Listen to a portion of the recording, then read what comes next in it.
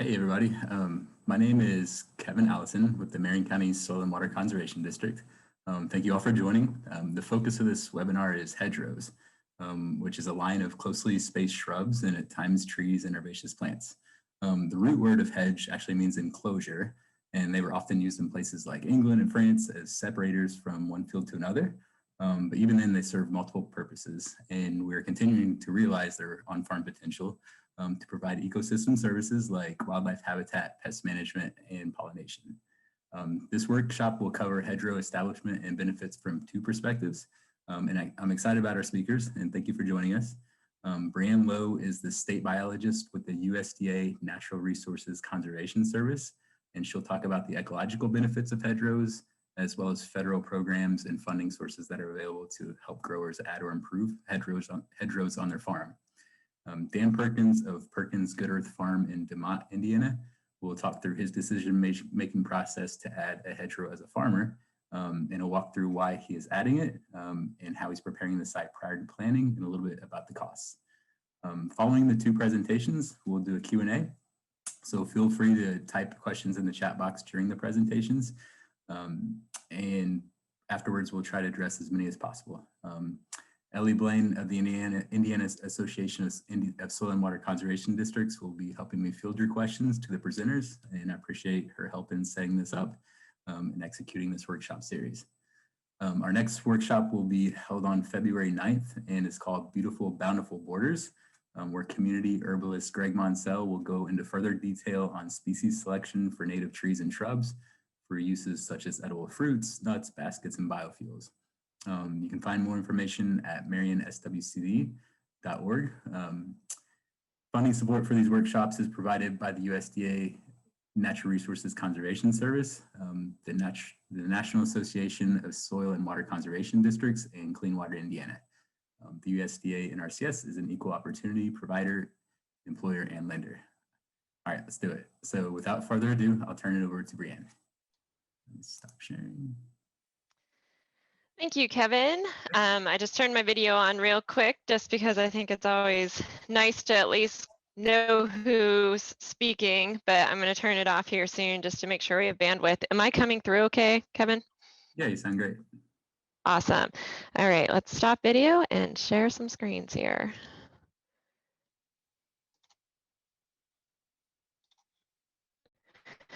Well, thank you, everyone. I'm so excited to see such a big crowd on today's video call, I guess as it will, or presentation. And I'm so excited that the Marion County Soil and Water District is really promoting these hedgerows. This is a practice that we have not seen used widely here in Indiana, but it is widely used in other states around the nation. And it has so much potential that it's exciting to see so many people show interest in it, the options that are out there expanding, the next couple of presentations in the series over the next couple weeks. I'm excited to participate in those as well because it's just going to be a real nice broad range of topics and really encouraging this type of habitat out there. So thank you again all for being here. As state biologist for the USDA-NRCS, I support our 92 county offices with the wildlife biology related questions that come in. So we have an office in every county, but we expect our field staff to be basically jack of all trades when it comes to natural resources. So I'm here to support the biology side of it, and very excited to share that information with you here today. Okay, great. So if we were typically in person, which is where I would much rather be presenting, I would be asking at the beginning of my talk if anyone in the room has even heard of NRCS. And it's really hard to do that on a video call and Zoom when most of us are going to keep our cameras off.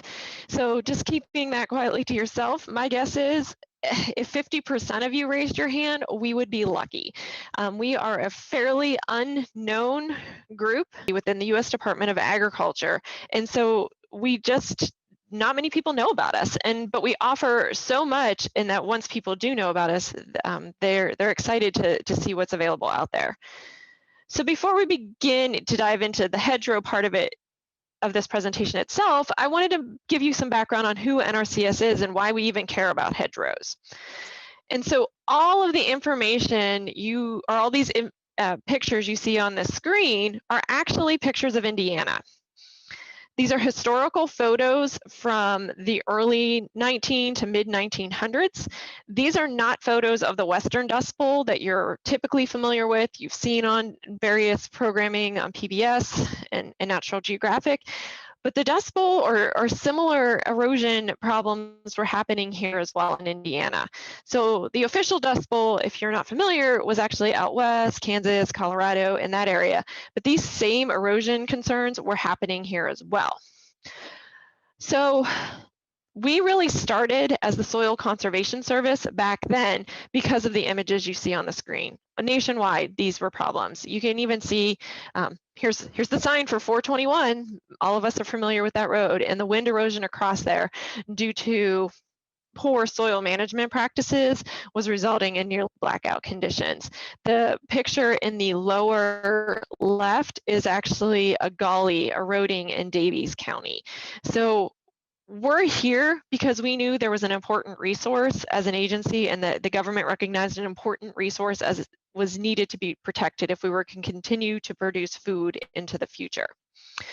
As time went on, although we were originally known as the Soil Conservation Service, it became very clear that we were addressing far more resources than just soil, although soil is always the foundation of where we come from. And so in the 1990s, our name changed to the Natural Resources Conservation Service. And our mission is to help America's farmers and forest landowners conserve soil, water, and other natural resources. And that includes wildlife habitat, both terrestrial and aquatic wildlife habitat. That includes not only just preventing soil erosion, but also soil health and soil microbiomes and all of those components. All of our programs are voluntary. We are not a regulatory agency, and we offer science-based solutions that we can show have benefited others, benefited operations around the nation, and also benefit the environment. And the reason that we do this is because 70% of the land in the lower 48 states is privately owned. These landowners choose how to use the natural resources on their land. And we believe working with private landowners is key to creating lasting conservation. The reason I, as a wildlife biologist, got involved with the USDA is because of this fact alone. Knowing that 70% of the land is privately owned means we are not going to conserve wildlife and wildlife habitats and species groups on national parks and state parks alone. We need to do this across the board. And so we work with producers voluntarily to sign up or participate in our programs and help you with both technical and financial assistance. And we'll talk even more in detail of how that can be done at the end of this presentation.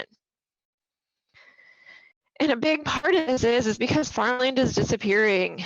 As we know, in the scene here that you see on the screen is becoming more and more common. It may be where you are located. We know as more and more urban and suburban farms become present on the landscape, they're integrated within systems that look very similar, or at least at one point look very similar to what you see on your screen. Globally, fertile land is drying up, farmland conversion is accelerating. This is an old statistic here with it ending in 2007, but we have lost 14 million acres of prime farmland in 2007, and more has been lost today. So although these statistics are bad for farmland, we know they're also bad for natural areas and wildlife habitat, and all of those are intricately tied together.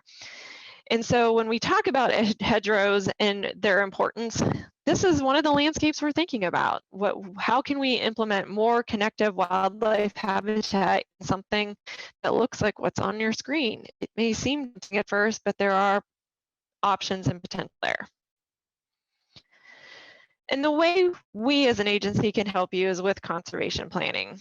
Conservation planning is an important part of your land sustainability and viability goals. We are here to help you with the process. We meet you where you are, both physically and figuratively in terms of your goals and objectives and planning. We'll meet with you. We can walk right out your back door, side door, front door, wherever your farm is, and take a look at your operation or your land, even if you're not a farmer, but you have farm ground or rural farm land, forest land. We are here to help you make these conservation planning decisions.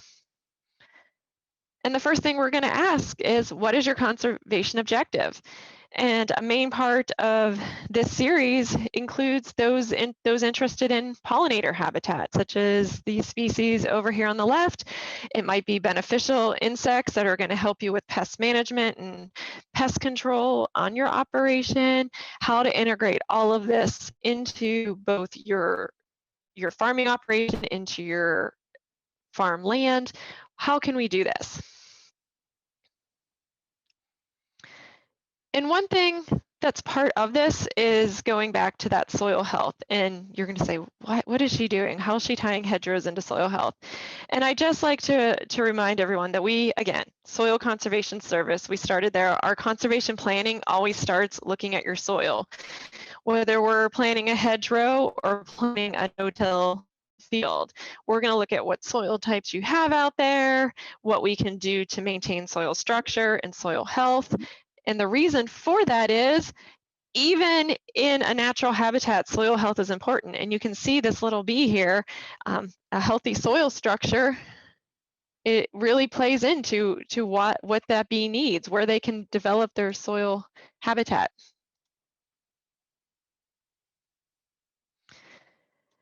So taking a look at the bee, you can see here's another little area of soil, a little habitat in there, some more ground nesting bees, some examples of how deep some of these bee nests can go. If we are really talking about this, looking at the landscape and where these guys need to be, or actually, I shouldn't say where these guys need to be. We know that most of the bees that you see are to change that language and lingo there. But also, this is the habitat where the beetles, the predatory beetles that you might be interested, are going to exist as well. So knowing what type of soil you have, how it functions, what plants it's going to support, that's all going to play into your conservation plan. So even when I'm talking about wildlife habitat, I throw up this slide because the soil health is going to be so critical out there and how it integrates in with your goals. Even if you tell me your goal is just getting pollinator habitat out there, we're going to look at the soil health of the system. And hedgerow plantings help with that. Hedgerows include, as Kevin said earlier, a variety of plants.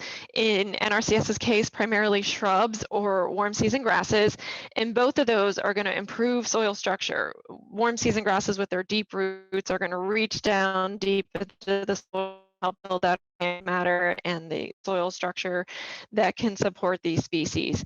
So I know it seemed like this roundabout circular way of discussing all of this, but going from soil health to hedgerow planting is not a big jump, and we hope that we incorporate all those resource concerns as we're developing these.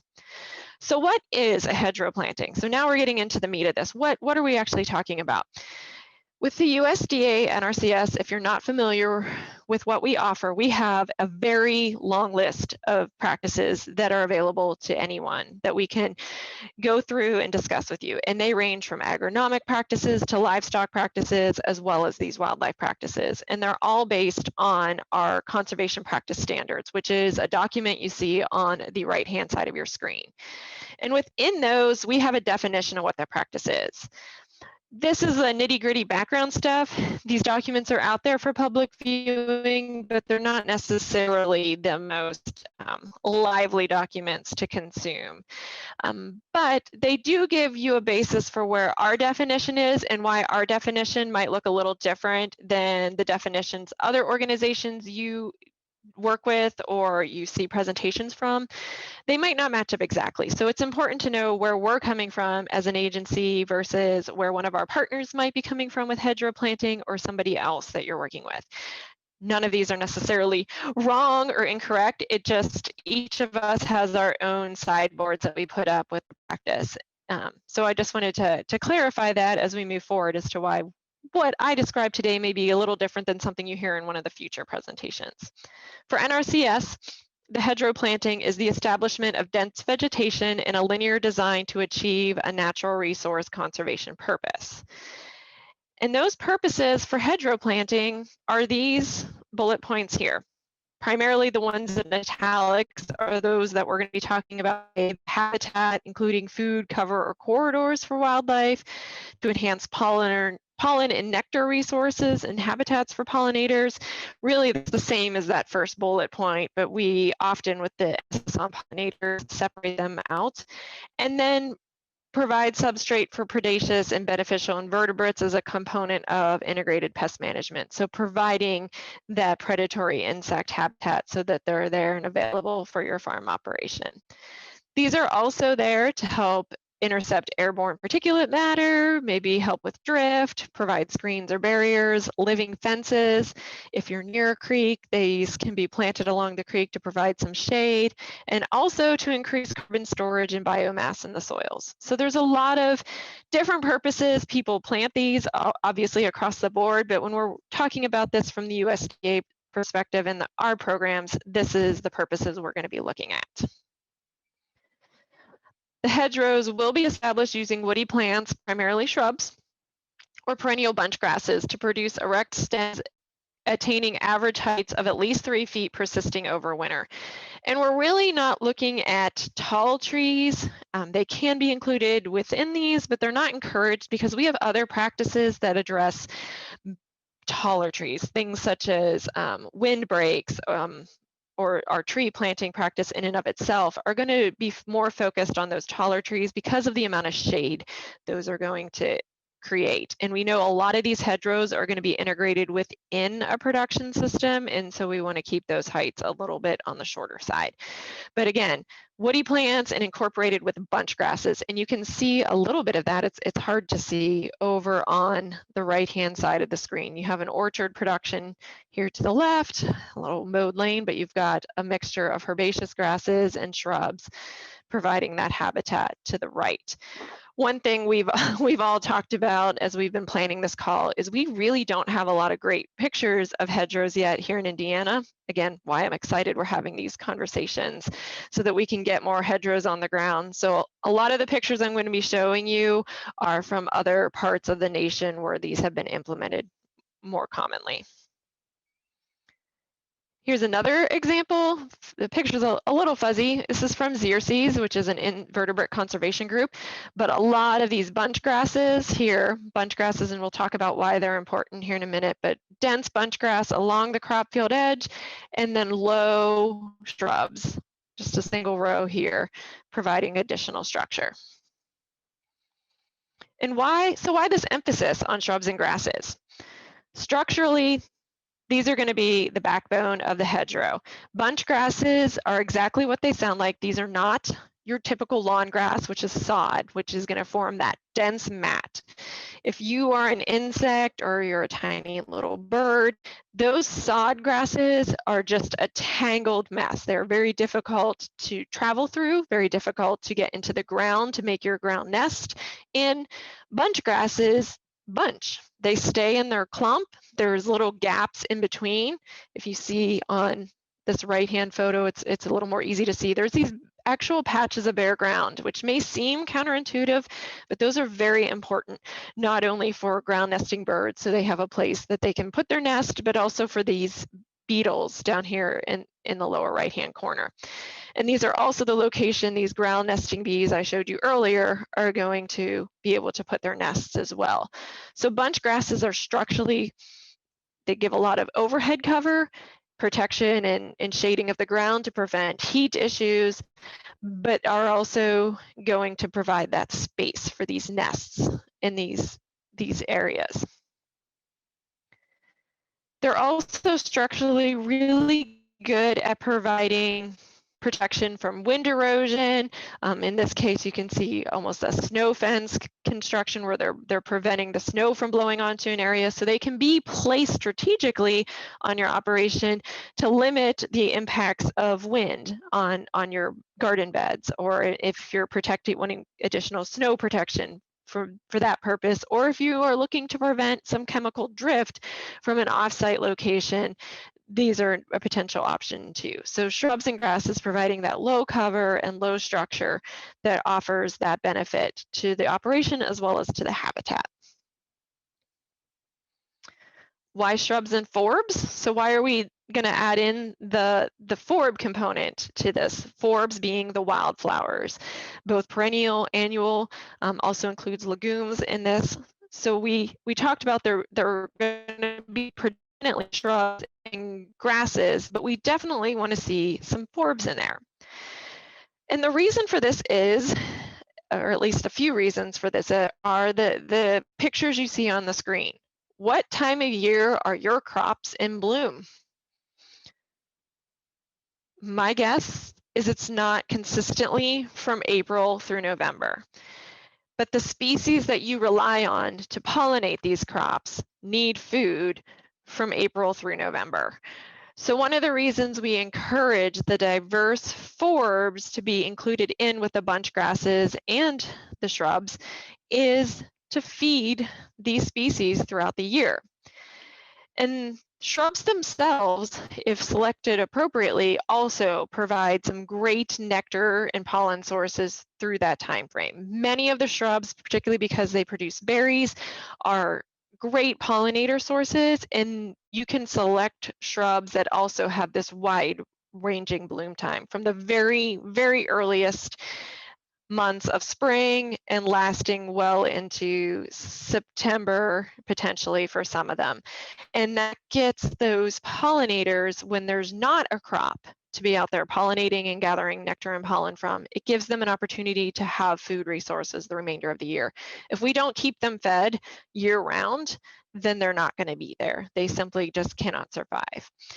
So we incorporate both those shrubs and forbs into this setting with those grasses to make sure that we are providing a full habitat out there.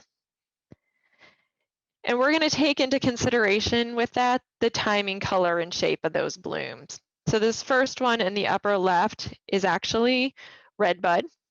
We all know redbud. It's that beautiful first purple flower we see in the spring on the trees. They're a low-growing tree. They may be appropriate for a fence row. They can get tall, so it depends on how much shade you're looking for. But they are a great early blooming native species out there to really get those early bees a kickstart in the spring. Many of our bumblebees, particularly the very large bumblebees, will come out even when there's still frost on the ground. Their body shape and the way they fly actually lets them generate a little bit of their own heat. So they need a food source really early in the season because they're going to be active, even, as I said, when there's still lingering frost and maybe even a little bit of snow on the ground. So early, thinking about those early blooms. Angelica is another one. Actually, these are golden Alexanders in this picture. That's another early one. And of course, many of us are familiar with columbine. And as we moved later into the spring, we get into foxglove beard tongue, also beloved by pollinators. Notice that this one has a different shape than some of the other flowers on the screen. It's tubular, so that's going to invite a different suite of insects to something like the purple coneflower. And this is actually pale purple coneflower, which will have its own suite of insects. Whether you have yellow flowers, orange flowers, or blue flowers, that's also going to determine what pollinators show up, and there's just a myriad of resources out there to help you make these decisions on what's in your area and what could benefit you and what could benefit your crops. And we're actually working with some of our partners to even develop more of these resources. So keeping in mind that timing, color, and shape across the seasons. Of course, we get over here on the far right, this is what we call the gold and yellow season of the year, really those late fall species, just predominantly yellow, the goldenrods, the black-eyed Susans. That's an important time of year, but it's kind of funny how by that time it seems that most of the other colors have faded out. So you know you need the structure, you know you need the diversity of food out there. Where do these fit into your operation? And that can be just a daunting task. And there's a number of resources out here. This is a screenshot from the Xerces Society, again, an organization and a partner of NRCS that does a lot of invertebrate conservation. They have some online tools that can help you with this, looking at your operation and where these hedgerows may fit in, along with any other conservation practices you may want to incorporate. NRCS also has a lot of these resources as well. This biology tech note on the screen is something that is specific here to Indiana. It gives some ideas of where and how to plan the wildlife habitat.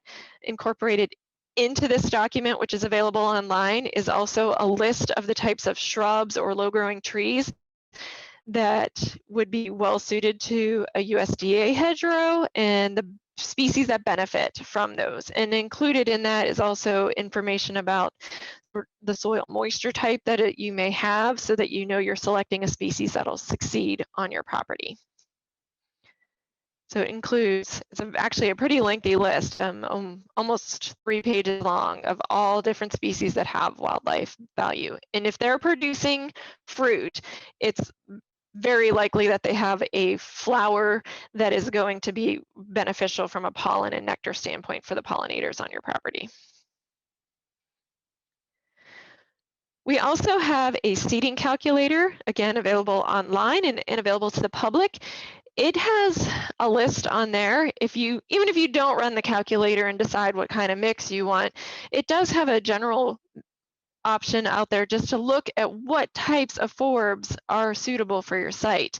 And this complete forb list gives you information such as when the bloom time of different wildflower species are, the type of color. As I said, getting that diversity of color attracts different insects. Is it known to be a good pollinator species?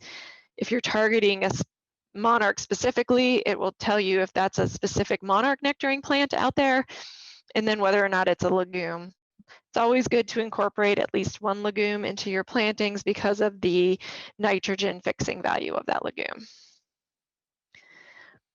But NRCS is, again, not the only resource. Xerces has its Farming with Native and Beneficial Insects book that's really helpful in how to plan this habitat, as well as the Pollinator Partnership, which has a variety of regional guides for farmers, land managers, and gardeners that are targeted to different states and regionally, so to help you select species that are really going to be targeted here. And that would be the one thing I emphasize, is that there's a lot of resources out there for small farmers on how to incorporate this habitat. But if you're looking at resources from California, those species are not necessarily, and probably are not going to be adapted for Indiana conditions. So really look at these regional resources for what species to select and what species of insects those are going to benefit, to make sure you're targeting what can be found on your property. From a financial and technical assistance side, we do have the Farm Bill programs. So the Farm Bill assists land managers with making these conservation decisions and can offer, again, that technical and financial assistance. The conservation technical assistance that you see on the screen now, that's just coming in and asking questions and us just giving you the information and helping you. It doesn't come with a contract. It doesn't come with strings attached. This is just questions, and we're here for that. That's what we do, and really the meat of what our agency does in the field.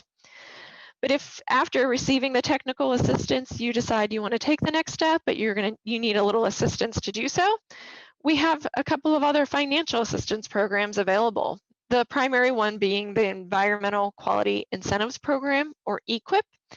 It's a voluntary program that provides that financial and combines that technical assistance I mentioned earlier to address natural resource concerns. And so there is some financial incentive that comes with this to help implement these practices, and it varies by the practice.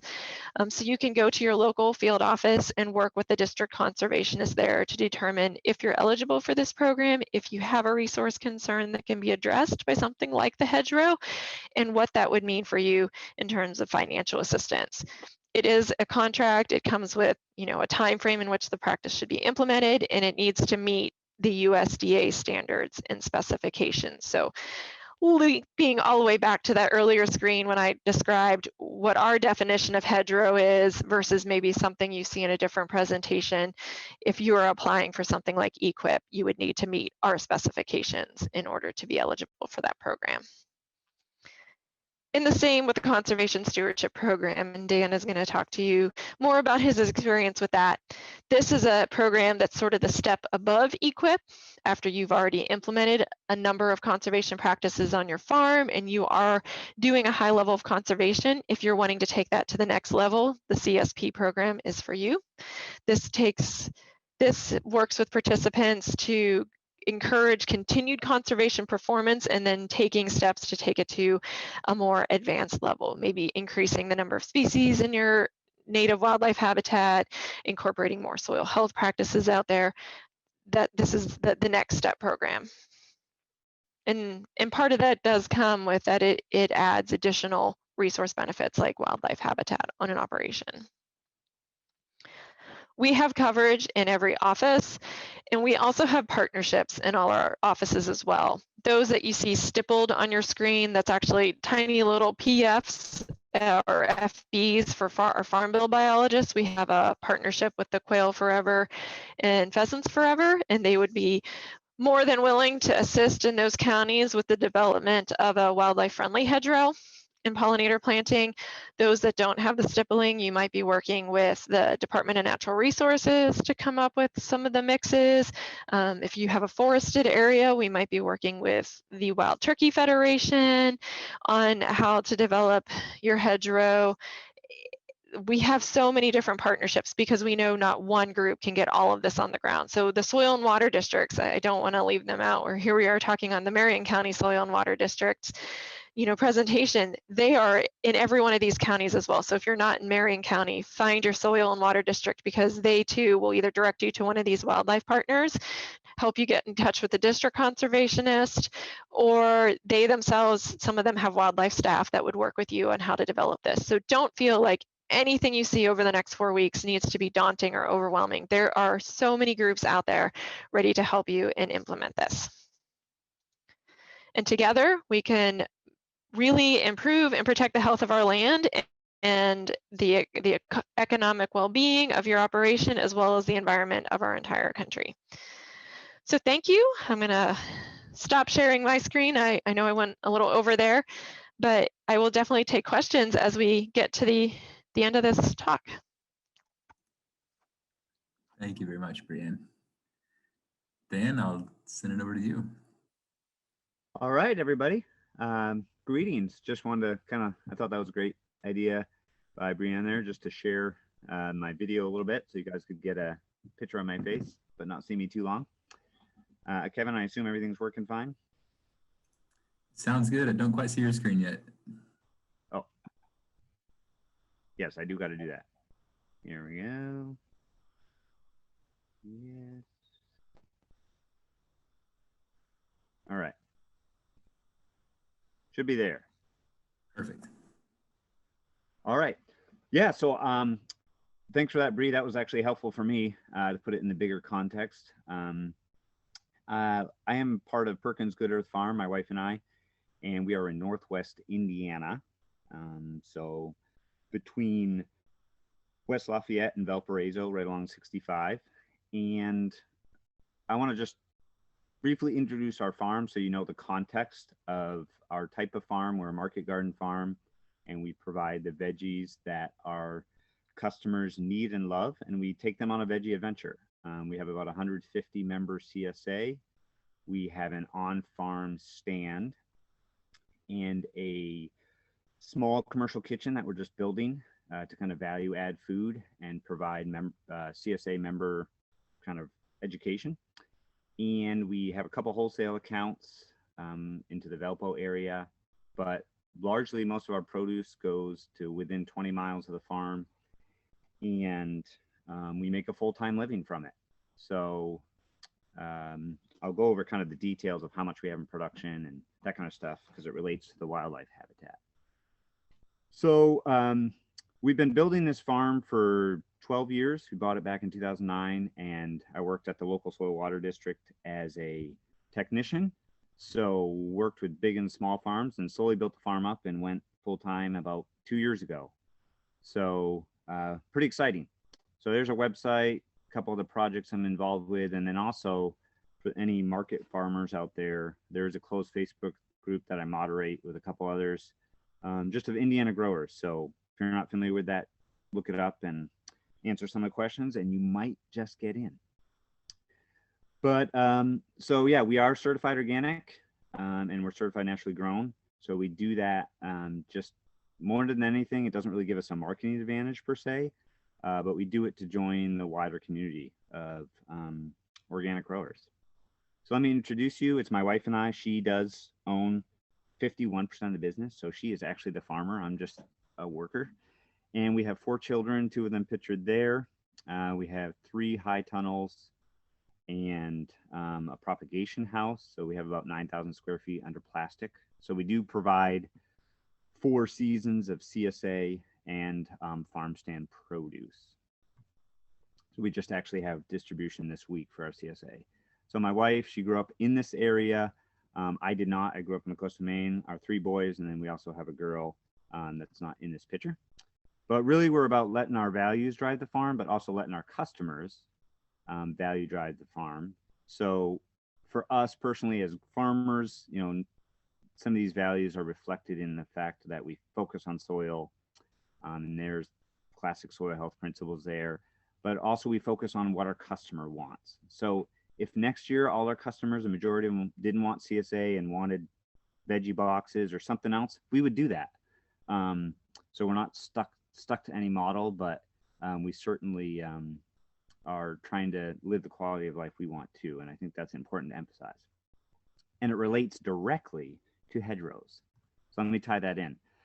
So soil health on our farm, we should have never bought this farm. And I loved how Bree started with soil health, that we always start with that. We basically farm black sand or beach sand with really high water tables. And it really shouldn't be for intensive vegetable production, but we've made it work. And so back in 2009, when we bought the place, that's what it was. 2018, now 2021, that number is a little higher.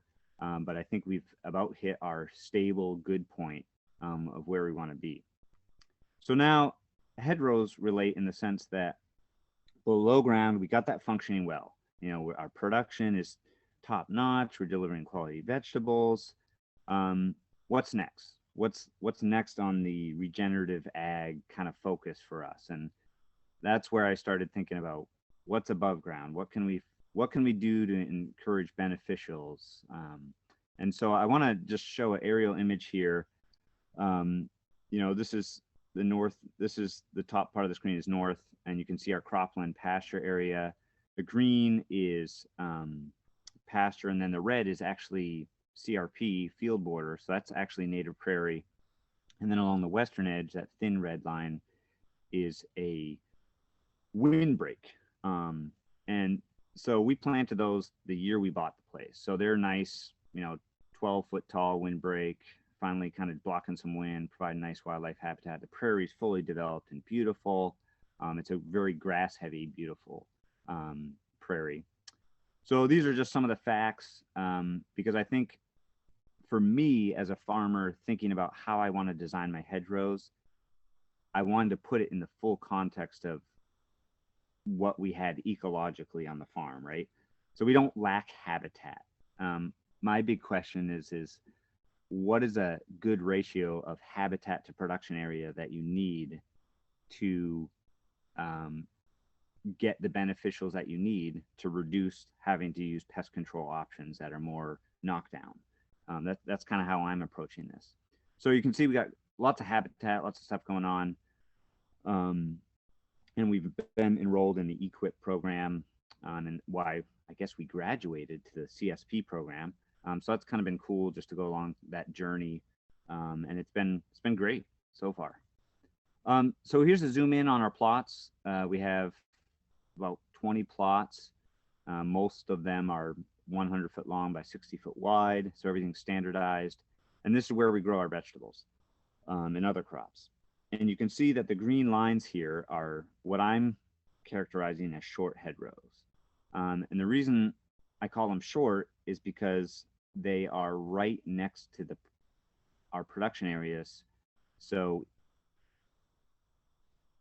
I want them to be able to provide habitat right next to the plants that beneficial insects, those predatory insects, are going to benefit, right? A lot of those can fly distances, but a lot of them can't. And just to add beauty, right? We're a CSA farm. We have 150 families that come every week. They walk the property. I mean, the vegetables are beautiful. I won't deny that. But how do you make this place even more enjoyable? Is kind of what our customers value. It's an experience, right? So just the details. We're going to have 700 bed feet, and they're on the south edges of the plot mostly. And the reason they need to be short is because we have movable cat tunnels that at some point in the winter, they're going to be right next to those hedgerows. So I can't really have shading. So by short, I mean 3 or 4 feet or under for that criteria. And then the plan is to put shrubs every 10 feet or so, and then, you know, your native forbs and grasses underneath that. And we'll talk more specifically what that looks like. Okay, the red lines, those are tall hedgerows. So these are on the north sides of plots, you know, along big lanes or areas where I can have a 15, 20-foot tall shrub or tree. So there's only 3 of those. That's because all my plots are oriented east-west. That limits what I can do height-wise. So something to, I think, a key factor as you look at different sites. So 10 foot on centers, and then again, the same native forbs and prairies that are for the short hedgerow will also be for the tall hedgerow. And then they run west and east. I think that's important to consider in terms of shade, wind, that kind of stuff. Okay, so the look, like Bree said, there's not a lot of Indiana examples out there. I found a lot of images and pictures on, you know, California out west. This is a picture of a hedgerow that's fairly large. So I would consider this very tall. This is probably not something I'm going to have that it's that big. But based on the species that I've picked out. So that's one way to look at it as a hedgerow. This farm, if you're not familiar with it, you should be. You can see the yellow squares is up in Quebec. These are the hedgerows, and again, these run north and south, so he's able to put them a lot closer to the production areas. And I just went on the Instagram feed and got a picture that this is the hedgerow that is right next to this. I believe this is arugula or endive, right next to the production. So that's kind of what I'm envisioning for my place, is the hedgerow being that close. On some of my short hedgerows. So, and again, none of these have been planted. Bree and I have been emailing back, and Kevin just kind of planning it out. It will be planted this spring. So unfortunately, I can't give you pictures of what this looks like, but at least my goal is to share the thought process, right? Okay, so prep and planting. Here's an image along what would be a tall hedgerow, actually. I took we used silage tarps to manage a lot of our weeds and residue. I just piled it on the end, and this is killing the sod that was there, and it's been there since last fall. So I'm going to have a really nice no-till planting opportunity here. And most of the hedgerows will be about 4 foot wide there, maybe 5 foot wide. They can flux a little bit. So my idea is plant them, mulch around the trees and shrubs, you know, lightly at least, and then control burn the 3rd year. I mean, the prairie we have that's 12 years old now, we've done a couple burns on, has been really effective at controlling weeds and making it beautiful. And the other criteria is we do have irrigation, which opens up the number of species that we can use, since I irrigate all these plots anyways. All right, so this is just the way my brain works. I like to visually see, okay, here's the pattern for my hedgerow. A1, it's a spice bush, and then there'll be a section of, you know, deliberate prairie grass that I know is going to thrive. Then Arona berry, New Jersey tea, and then coralberry or nannyberry. There's a couple different options. Could throw hazelnut in there as you see listed. And I chose a lot of these species, number one, because they have some sort of food medicinal use. I don't know if they'll ever actually get used that way, and that's not our intention. But, you know, my kids walk by and want to pick a Rona berry. I want to make sure it's not poisonous, right? Or if a CSA member. So that's kind of another thing I was thinking about going into this. And then you can see the seed mix is down below there: Insectopia, deer resistance, and a dry seeds enhancement. And these seed mixes all come from Prairie Moon Nursery. They have a great website that just, these mixes are already put together. Bree has looked through them and reviewed them. You know, they're very forb heavy. I think there's some, well, we'll go into the details of some of what that is, but it's kind of the opposite of what a typical prairie, you know, grass heavy planting would be. And that's what we're going for. So they've thought through the flower period and the type of stem architecture, you know, what kind of insects you're going to have or want. So I'm trusting their expertise. I didn't take time to go through and make sure there was something flowering every week of the year. That work has been done by the experts, in my opinion. So here's the tall hedgerow. And again, I'll go back to the short hedgerow. Originally, I would have liked to put currants in, European currants, but those are not native and didn't really fit in with the NRCS guidelines, which, you know, that's fine. I think these other species will work just as well. Tall hedgerow. So apparently I don't know how to spell sumac, but sumac shining, elderberry, nannyberry, arrowhead viburnum, and redbud, which Bree did mention that. So much taller species here. I think actually the prairie grasses and forbs underneath will probably do better in these scenarios. And again, we're still discussing the spacing on the trees and shrubs. You know, they don't have to be super close together.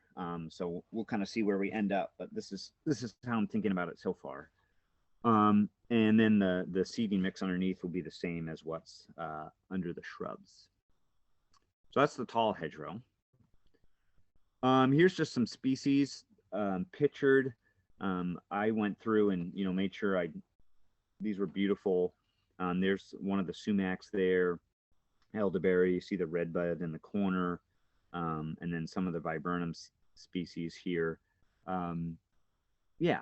So this is obviously they're growing alone, so they're probably bigger than they would be in a hedgerow. But just to give a visual idea, it was helpful for me just in the planning process. Okay. Some of the seed mixes. So again, from Prairie Moon Nursery, you know, 98 seeds per square foot, 34 species of flowers. So if I think about the seed mix that went in on our prairie that exists, it's like 2 acres. There was maybe 8 species of flowers, and then, you know, 6 or 7 species of grasses. So this is intense. And I think this is what NRCS wants to see in terms of diversity, and what, you know, what I personally value as a farmer and want to see. And I think it also will deliver on some of the beneficials and insects that I want to begin seeing more of, you know, on my farm. Because what I noticed is in our windbreak that's got, you know, some hazelnuts and some of these shrubs that are now 8 foot tall, some of the praying mantis cases, egg cases, they, for whatever reason, at about chest height on me, I'm about 6 foot tall, that's where you see all the praying mantis egg cases. Now, maybe they lay them a lot lower than that, but, you know, once I started seeing that, I'm like, oh, that's what I want to see more of. You know, where are the insects laying their egg cases? Because then we get carryover to the next year, right? And sometimes that's in the ground, sometimes that's on shrub stems, sometimes that's inside you know, grass stems. So how do we provide it all, right? One-stop shop. Deer resistant seed mix. So there are deer on our property, and we don't have a deer fence. We haven't needed it yet, but I figured, hey, on some of my plots that are further south along the wood edge, maybe I can seed this a little bit heavier. It's got like nodding onion, some species that deer just don't like to browse on. So that's how much thinking went into this, and then they got all the species picked out. And then this is just, we are on drier soils. So this is just some species of flowers that might do well in those conditions. And so I thought I'd just add it in as an enhancement. Okay, and then of course under the tall hedgerows, doing all the same sorts of seed mixes under there. And that's when I first came to Bree and Kevin with this, I had like this really complex plan and all these different species, and Bree's advice was like, let's just simplify it, you know, because you already have diversity. That's what we're trying to do here. Let's just pare this down so we can actually manage this, which I think is good advice. All right, what's the money look like, right? So I have this chart up here, and this is for the short hedgerow, and I'm buying the bushes, you know, as 2 or 3 year old plants. So those aren't going to be cheap. But again, we're a CSA farm, lots of people on the property. I want plants that are going to take off and established. I originally priced this out to do all plugs, which got astronomically expensive. So what I hope to do is just take 1 or 2 hedgerows and actually put in plugs, native plant plugs. And there you can see what the price of that would be. Just to have really a good solid demo and to give people a vision of, hey, ignore the other hedgerows as they look like weedy areas for 2 or 3 years. This is what we're really going after, and this is what it will look like. So we'll see what the budget is. You know, if we didn't do the plugs, that's almost $700 cheaper right there if we just use seed, because seed is far cheaper. So there's the numbers. Now through CSP, we get a payment of about $2,000 per year. So that's my budget. I got $2,000 to spend that I wouldn't have otherwise. Let's spend it on good establishment, on good seed and good diversity. That's the way we're approaching this. The CSP payment isn't just because of hedgerow. It's because we've done invasive species management, we do cover cropping, we do crop rotation, all that. It's the total picture. So don't think this is just for hedgerows. I want to make that clear. Okay. The budget for the tall hedgerows, they're much cheaper, largely because I'm not putting in the plugs here necessarily. And then the trees, I can get a lot of those from the state tree nursery. So I'm buying 100 of them for far cheaper than a bigger plant. So that's just what that is for those that think about this. Other species and considerations. I thought about dwarf mulberry. We will be adding bird nesting boxes and birds of prey perches. I got a couple of those up already, but I think with these hedgerows, we'll have much more success with them. So those are allowed, if I recall correctly. And, you know, being a farmer and doing this as a business, I was thinking, could we include more food crops in here? And what I kind of concluded was, okay, yeah, CSA member or a kid might come along and pick a high bush cranberry or something occasionally, but really leave it for the birds and the bees and the wildlife. And any food crops are probably better placed in production beds. So doing currants or some of the other things, from a farmer perspective, just production is probably better managed somewhere else, is how I'm thinking about it. All right, any questions? I'll stop sharing my screen here. I have no idea how long that took. I talk rather fast, but yeah, Kevin, I'll turn it back to you.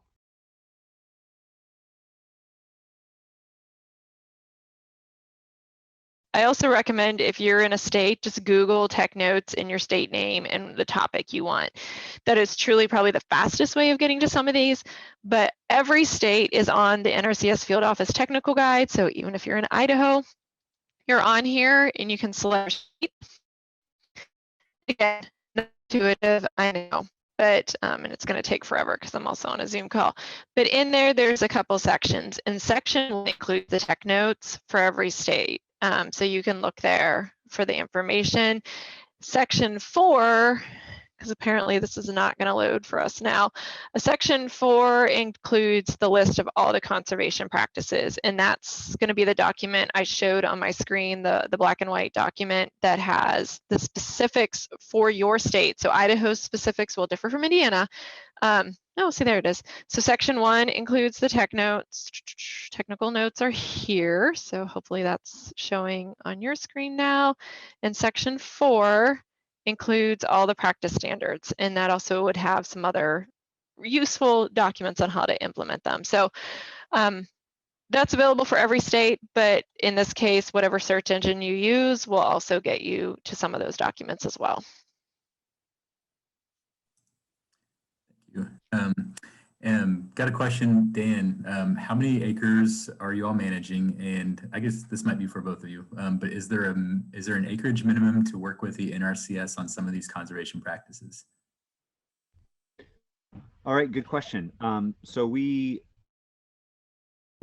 own 20 acres and we manage, from a crop production standpoint, about 1.25 acres. I don't think, Bree, you could probably answer this question, but I mean, when we had equip contracts, you know, we had enough woods that need to be managed, you know, cover cropping wise. We had enough. So with the hedgerows, NRCS wanted to see about 1,000 row feet. That was kind of like, hey, if we're going to do this based on your production size, you know, we want to see at least that. So that's what we're doing, managing. Yeah, so they're based on the farm bill and the fact that we are going to service any farm that's out there. There's technically no minimum to the assistance, particularly from a technical assistance standpoint, from just asking questions and getting information and getting some guidance. There's definitely no minimum. From a programmatic standpoint, there is some cost benefit even to you as the producer. If you are getting down into very small acreages, it may not be as beneficial or worth your time to get into something like a program, but there is technically no minimum because we do support it. The only thing that I would say, especially when we get into these specialty crops and the more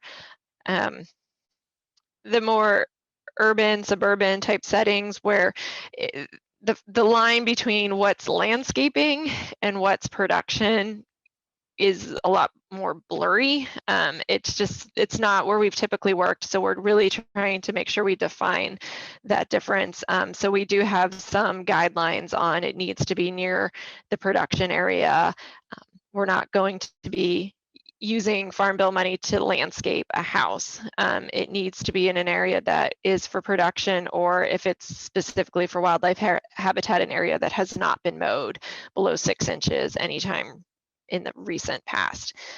So we know that this is, again, going towards true habitat and wildlife production. So that's really the minimum we have. Great. Does anyone have any examples of hugelculture hedgerows? And if you're not familiar with hugelculture, it's basically putting carbon into the ground underneath a planting. So like maybe trees and compost, and like basically burying it and building up. So you kind of have a long-lasting carbon source. I guess my initial thought would be, why not? Other than it might raise it up a little high and produce a little bit more shade. So maybe just be cognizant of the fact that like a hugelculture mound might be higher and just cast more shade if you have it too close to vegetable production. Do you have anything to add on that? I did think about, actually, you know, this would be a great opportunity to dig a trench, stick some logs in there since we do have woods, and really like have it as a carbon sink, but then that's too much work. I'll just let the plants do their magic. The one thing that I could say that could actually be additional benefit is for the beneficial beetles. We do have a practice, it's separate from the hedgerow. It moves around on which practice it's in, but it's called a beetle bank, which actually does involve a little bit of mounding of the earth because the beetles do, bury into the ground. And so I could see where a hugelkulturs could be of particular benefit in that situation, but we don't have specific examples of that in NRCS. Apparently I should add a beetle bank then. Yeah, I'd like to talk more and learn more about that, because I haven't been thinking that way.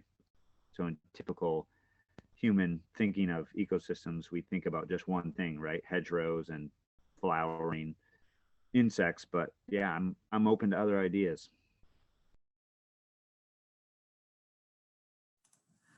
Got a question.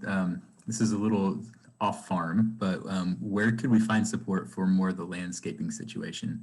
And I guess I'm assuming maybe technical support and just guidance documents. So where could we find support for the landscaping situation? So moving away from a traditional lawn landscape to incorporate more wildlife habitat. Yeah, it would be wonderful if our field offices had time to cover all of the gamut, but I would encourage you to reach out and look at those resources I put up there. The Xerces Society for Invertebrate Conservation would be one. Indiana Wildlife Federation has a lot of backyard habitat, and in fact, we'll be doing, I think, some additional backyard habitat online webinars as we move forward into the year. The Pollinator Partnership, we have some agreements with them as well. They do the backyard habitat type thing. So Googling backyard habitat, backyard pollinator habitat, any of those groups will have the resources you need to do that kind of conversion in your landscaping and in your lawn. So reach out. Great. And I put a couple of links in the chat. They're both to our website, but one's called Insect Management and the other is Native Plants. And they, at the bottom of those pages, or the top of one, they've just got a lot of, they have links to those resources like Xerces, and a couple of one that we made. There's Purdue University Extension, or Purdue Extension has some great documents on plants to choose. So you might want to check that out. I got another comment from Greg Monzel. Hey, Greg. Greg's going to be speaking on February 9th, and he mentioned that he can share some information about the wood chip-based hedgerows. So some are like 18 inches deep. So yeah, if you didn't see the comments earlier, like he is going to be speaking on February 9th about just uses of native plant selection for trees and shrubs and their uses. So looking forward to that for sure. Bree, if our NRCS is in between a contact person, so maybe some person's retiring and some person's coming in, reach out to another county for assistance, or is there like an interim person that would be the right person to contact? There isn't usually, and there should always be an interim person to contact. So certainly still reach out either to the district, soil and water district. They're going to know who's acting in the area, or you can also look on our contact page for the area office. The area office will definitely know who's assigned to the county. So there's always someone that may be coming from a adjoining county or from the area office themselves that are going to be coming in there and assisting until it's permanently filled. And we do have a lot of moving around right now and transitions. So keep an eye on that. Great. All right, maybe a couple more. Still watching the chat box this evening come, but Dan, you mentioned you're going east to west on your rows. Is that because wind's coming up from the south where you're at? I know here in Indianapolis, it seems to primarily come from the southwest. Was there a reason for that? And then you mentioned like spacing.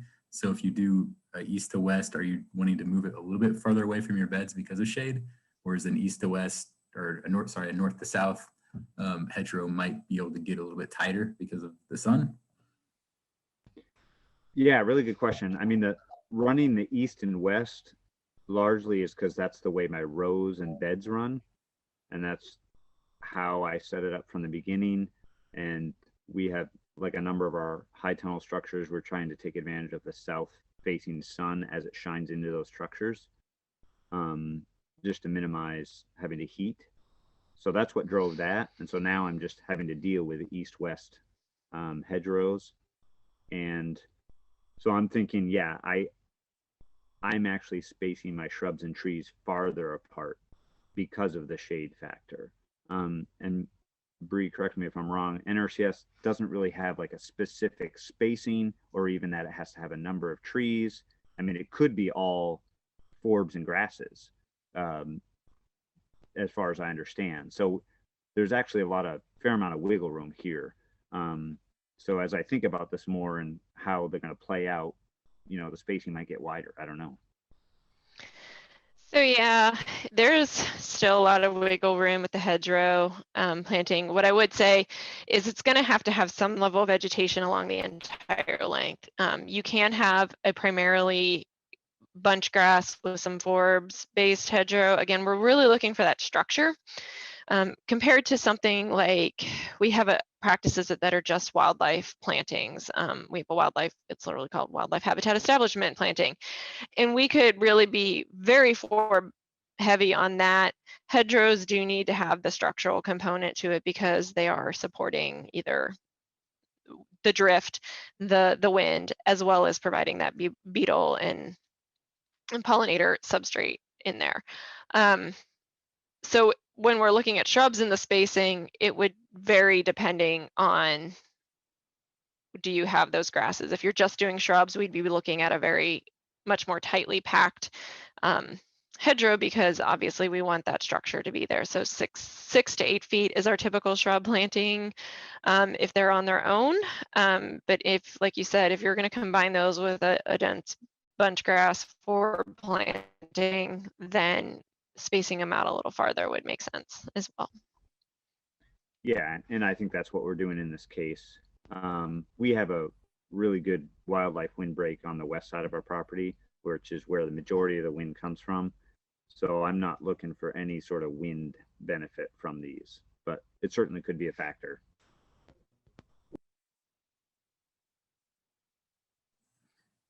Great. All right, maybe a couple more quick ones. Is Xerces the best source for beetle banks, or are there other resources?